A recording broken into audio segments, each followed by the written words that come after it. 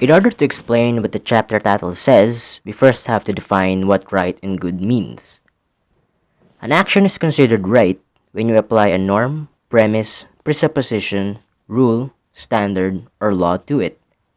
The right thing to do in any given situation is anything that adheres to something that is pre-established, like laws and culture. As long as something can be justified using those pre-established notions, then it could be considered right. Then, good actions are considered good if morals come into play. But sometimes, morals vary from person to person, so it's wildly inconsistent. Therefore, with this version of good, there is no absolute good. Another definition of good comes from Aristotle, where a consideration for the entity is present. As expanded by Yonkins, if we're considering human beings, as long as their life functions are fully realized, then it is good for them.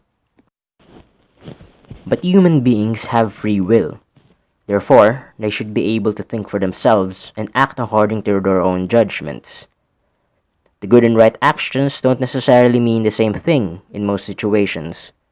Both may be at the opposite ends of a spectrum, and it is up to humans to judge which action to take that satisfy the objectives set forth as an end result to that action. Moving on to the definition of the good life, where we focus on three views on this topic. First is Socrates' Aristotle's view, where the concept of good life should be the result of various experiences.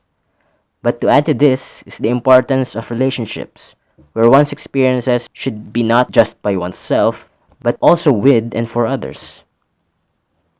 Steve Mueller's view on the good life is all-encompassing but just surface level, where it is characterized by a high standard of living or adherence to ethical and moral laws. Notice the or? It's because one doesn't necessarily have to achieve both to have a good life, according to his view. Martin Heidegger, however, doesn't truly have a view on what a good life is, just for the authentic one. This is where one's purpose for existence is fulfilled with actions that lead toward that very purpose. But that purpose is something that is individualistic and couldn't be any more similar to each and every person.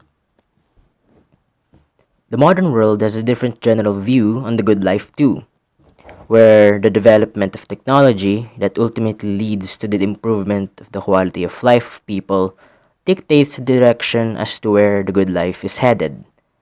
Various diseases are cured, communication and information sharing has been improving more and more, and the way of life is getting more and more convenient, even for ordinary people.